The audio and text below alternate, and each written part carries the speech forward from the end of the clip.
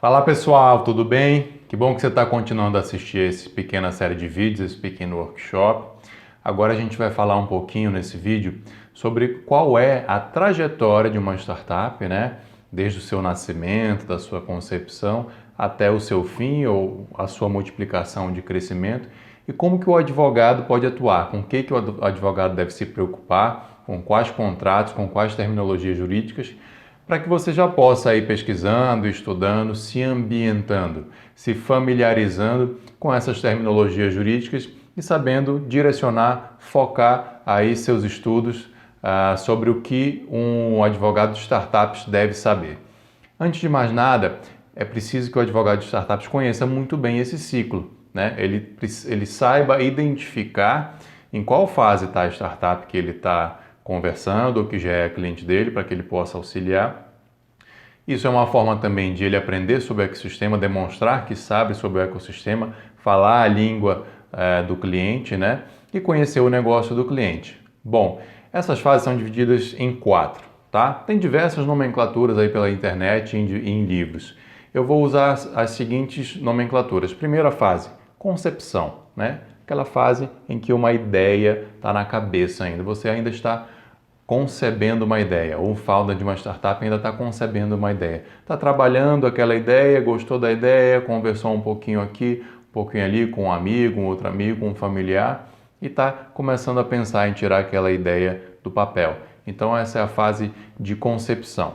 A segunda fase é a fase de gestação. Realmente agora essa ideia está saindo do papel, essa ideia está indo para a prática, está indo para o mercado, claro, ainda como muito provavelmente um mínimo produto viável, o MVP, o Minimal Viable Project, né, para que essa ideia vá ser testada pelo mercado. Ou um teste beta, né, uma fase beta dessa tentativa ou desse teste de ideia que ela se concretize como um produto ou como um serviço. Essa seria a fase de gestação, né? E a fase de validação ou a fase de nascimento é aquela fase que realmente já ultrapassou essa barreira do teste e agora essa startup está indo para o mercado de fato, ela está se abrindo para o mercado consumidor como um todo. Antes, na segunda fase, na fase de gestação, ela tinha ou já estava buscando clientes, mas clientes de teste, clientes beta, de repente um amigo, um conhecido ou um mercado restrito, né? Pessoas desconhecidas do mercado, mas de uma maneira muito restrita. Não estava preocupado ainda em vender muito e escalar. Aqui na fase de nascimento e validação, não. Já é a validação do mercado, né? Você já abre a porta para o mercado e aí o mercado mesmo é que vai validar se aquela sua ideia ela é boa ou não, ou se ela foi bem executada ou não, né? E a quarta fase é a fase de crescimento ou tração, ou o famoso vale da morte, né? É uma fase em que ou vai ou racha, né? No mercado de startups é aquela fase assim, bom, tem um produto bacana, foi validado, foi gestado, foi validado, algumas pessoas têm interesse, está sendo executado legal, mas a grande pergunta, você consegue escalar, sair de algumas pessoas para milhares, centenas de milhares ou até milhões de pessoas? Se não conseguir isso, talvez você esteja no Vale da Morte, que é aquele vale ali que você está vendendo alguma coisa, aquela região, né, vale por causa do gráfico de crescimento, é uma região de crescimento que você está vendendo alguma coisa, está conseguindo vender alguma coisa, mas não tem crescimento, né? Você não está crescendo, está ali num vale, né? Cresceu e depois caiu. E aí esse é um péssimo momento para fundadores de startups e para investidores, porque estatisticamente, quando uma startup atinge esse vale, ela dificilmente consegue sair, né? Então, esses foram as quatro etapas de crescimento.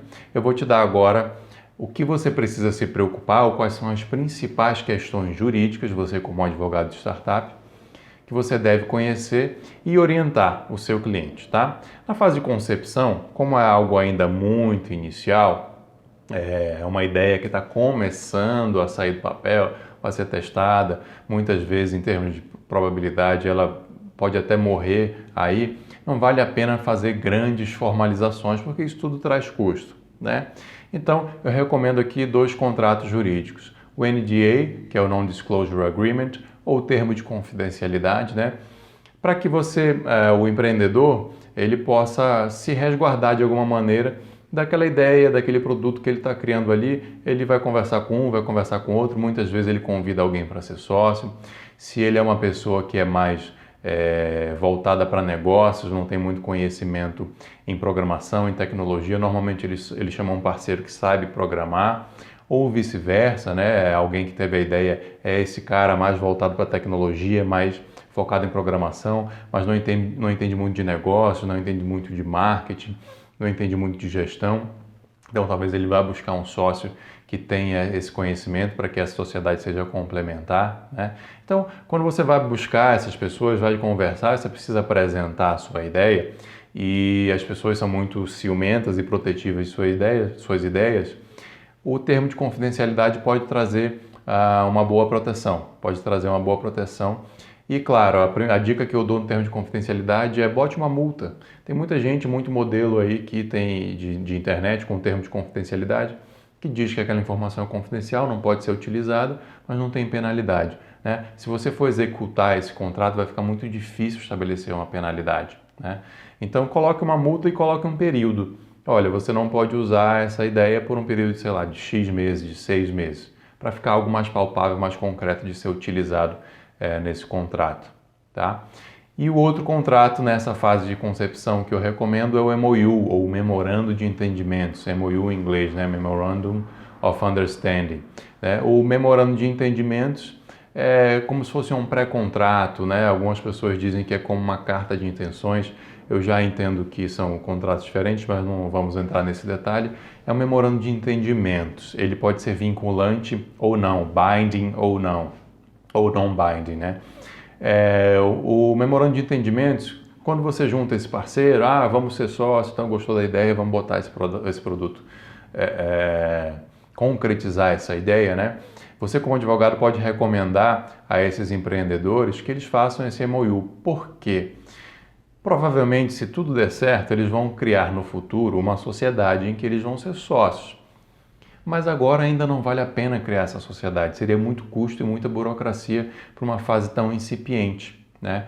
Então, faz o memorando de entendimento, bota ali as regras principais do que vai viger nesse futuro contrato social, como que vai ser regrada essa futura sociedade, deixa ele vinculante, com algumas penalidades, para que caso dê certo, isso vira um contrato social já com essas regras pré-estabelecidas. E caso dê errado, também é bom estabelecer o que vai acontecer caso dê errado ou caso uma das partes queira desistir, porque uma das partes pode querer desistir e outra continuar. Isso tem que estar previsto também, tá? Então esses foram os dois contratos para a fase de gestação, para a fase de concepção, desculpa. Agora nós vamos para a fase de gestação. Bom, essa fase ela já começa aqui, né, a ter um contato com clientes, né? Você já colocou a ideia, já concretizou essa ideia e você está numa fase muito de testes, mas já talvez com clientes reais, né? Então, de repente aqui você já já tem um site na internet, um cliente talvez já esteja contratando diretamente pela internet, talvez você já tenha contratado alguém, um designer, um programador, alguém que faça um site, um profissional de marketing digital ou algo do gênero. Talvez esses fundadores, esses empreendedores já tenham contratado, então é bom que você oriente a eles já no contrato de prestação de serviço, de diversas coisas. Termo de uso, política de privacidade, são de extrema importância no mundo digital de hoje, tá? Então vai empreender, seu cliente está indo empreender, está montando uma startup, colocou um site, já orienta que ele deve ter um termo de uso, uma política de privacidade, muito importante. E muita atenção com Lei Geral de Proteção de Dados, que vai começar a vigorar em breve.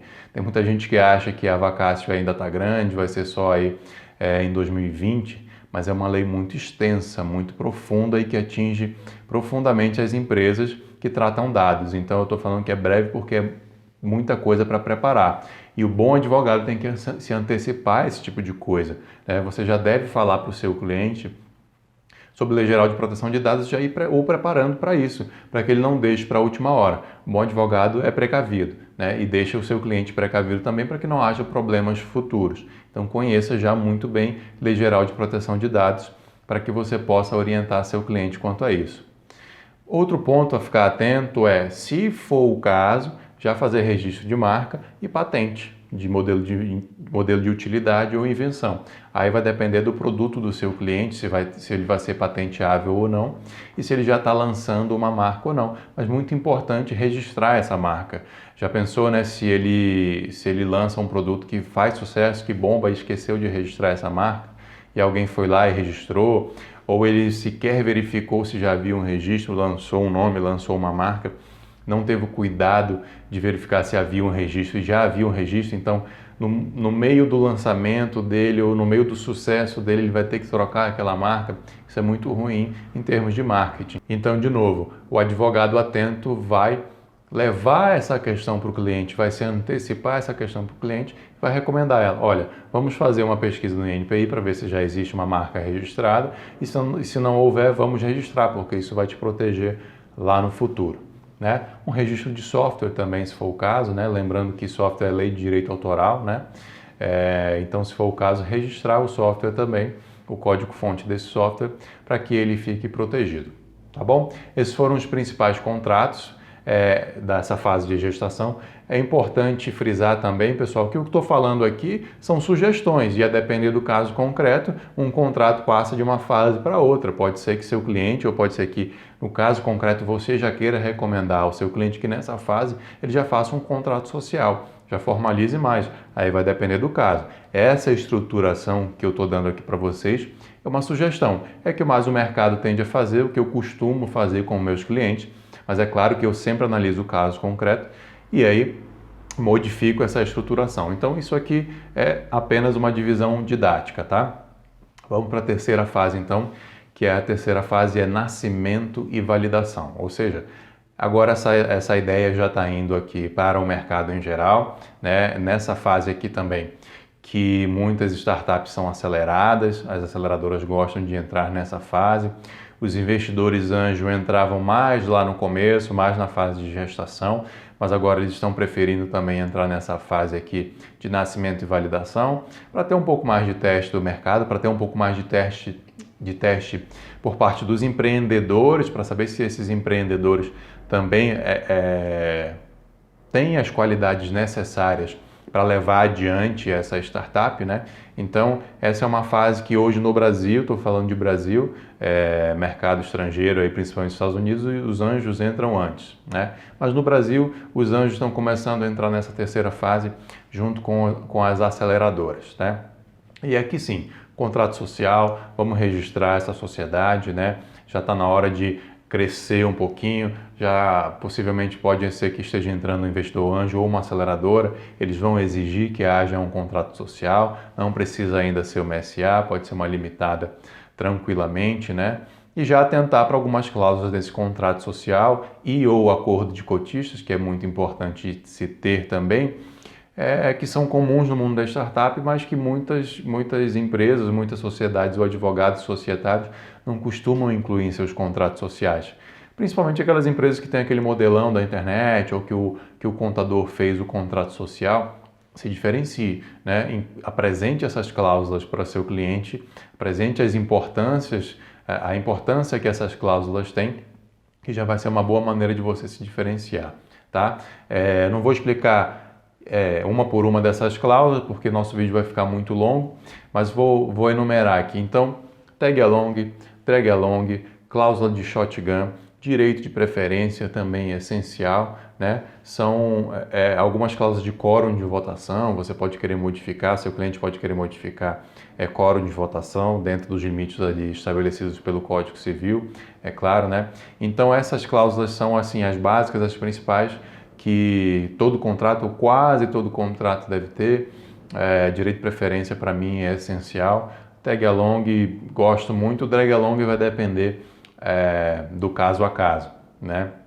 Mas estude essas questões, estude essas cláusulas, principalmente para apresentar muito bem ao seu cliente, para que ele entenda, caso ele ainda não conheça, para que ele valorize o seu trabalho quando você apresentar e para que você proteja o seu cliente num evento futuro aí de uma venda de sociedade ou até mesmo de uma briga entre sócios, tá? Aqui é hora de contrato de vesting também, né? Essa sociedade, essa startup já está tracionando, já está começando a ir bem, então às vezes quer trazer um desenvolvedor, quer trazer um outro profissional mas não quer que ele seja um CLT, quer que ele vista a camisa e tenha a possibilidade de vir a ser sócio. Então, um contrato de vesting muito importante. Esse contrato de vesting muitas vezes é feito na fase 2 também, né? Ou na fase 2 ou na fase 3 é o mais comum, principalmente naquele caso de quem teve a ideia, quer chamar um desenvolvedor, mas ainda não quer dar 50% da sociedade para ele ou 30%. Não, você vai ser meu desenvolvedor, você gostou da ideia, mas vem cá, vamos fazer um contrato de vesting aqui, para que você vista a camisa, para que você entre no time, mas de acordo com metas, de acordo com bonificação, com sua participação em termos de prazo de trabalho dentro da sociedade, né? Então, contrato de vesting é muito importante. E contrato de mútuo conversível, né?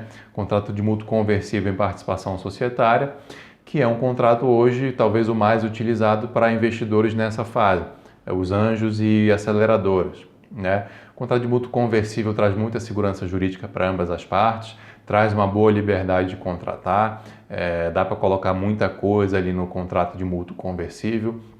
As aceleradoras têm gostado muito, eu gosto particularmente muito desse contrato também.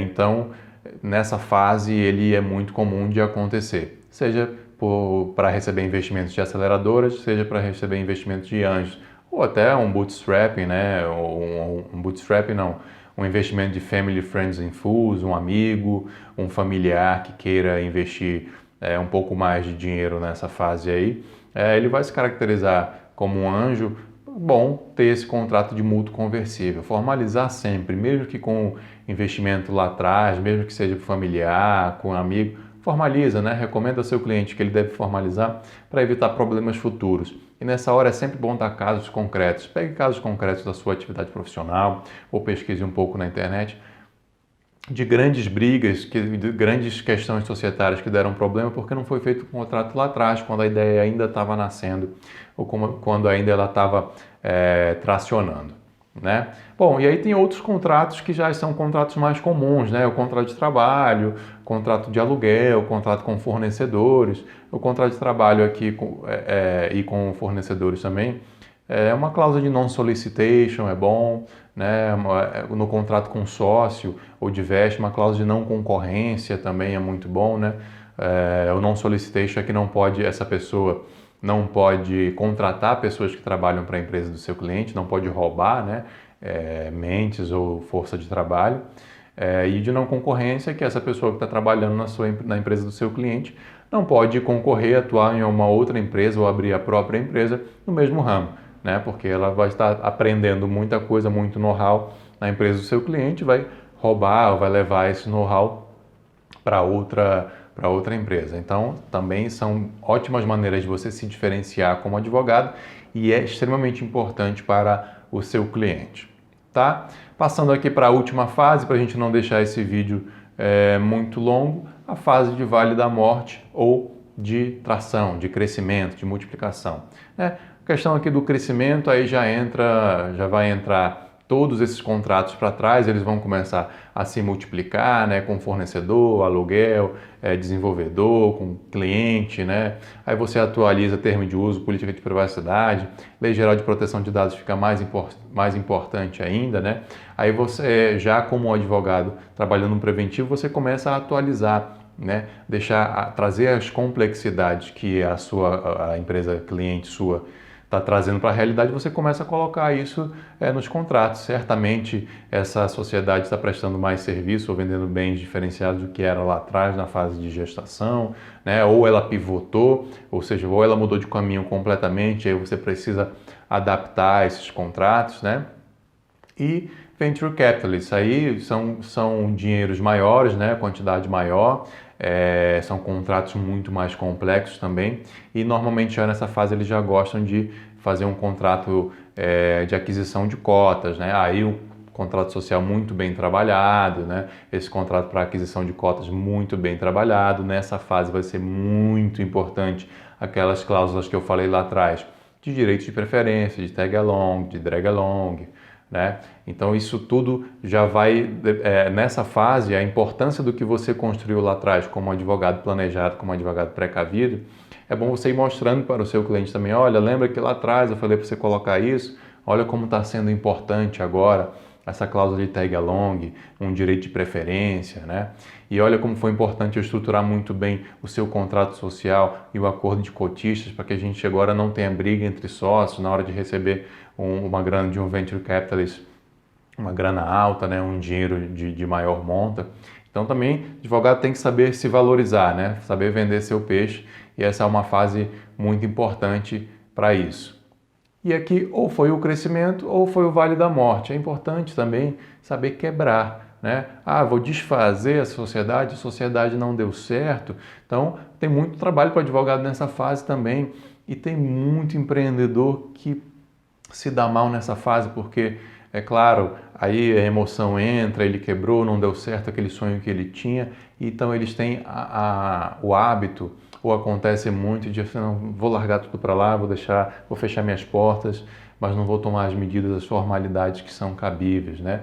Fazer a dissolução societária, se for o caso, né, o pedido de recuperação judicial ou a falência, liquidar essa sociedade da maneira correta, né? Encerrar CNPJ, inscrição estadual, nos órgãos competentes, notificar fornecedor, notificar cliente, notificar os órgãos competentes, né? De que você está encerrando as atividades, deixa um endereço, um telefone, um e-mail para que caso aconteça alguma coisa, a comunicação vá para esse endereço, né? Lembrando que tem súmula do STJ que diz que se a empresa encerra as atividades e não comunica os órgãos competentes, presume-se a desconsideração da personalidade jurídica, né? Então, se houver uma dívida aí tributária, vai atingir a pessoa física dos sócios. Muito importante essa questão por um detalhe bobo, né? Um detalhe pequeno, o prejuízo pode vir a ser muito grande. E aí o advogado tem que entrar nisso, orientando o cliente, né? Então, pessoal, a minha meta aqui não é fazer vídeos muito longos, né, para não cansar aí vocês, por isso, então, esse formato de um vídeo por dia, com conteúdos mais rápidos, com pílulas, porque a gente sabe que hoje o dia a dia ele tem essa dinâmica, né? Então, acho que deu para fazer um bom apanhado aí da crescimento, da trajetória de crescimento e evolução de uma startup. Você tem que conhecer sobre isso, você tem que saber como funciona isso, e os principais institutos jurídicos a serem utilizados em cada fase. Só lembrando que, né, isso foi só uma divisão pedagógica, uma divisão didática. Obviamente, a depender do caso concreto e da sua expertise, você pode modificar aí a posição, o posicionamento de cada instituto jurídico, de cada contrato, a depender da fase de crescimento que a sua startup, a startup cliente sua está. Tá bom? Agradeço mais uma vez. Comente aqui se você gostou desse vídeo, como que eu posso melhorar, o que você não gostou, o que você gostou. Compartilhe, os vídeos são gratuitos, né? Manda para quem você acha que vai gostar, que vai se interessar. Tá bom? Um grande abraço e até o próximo vídeo. Tchau, tchau.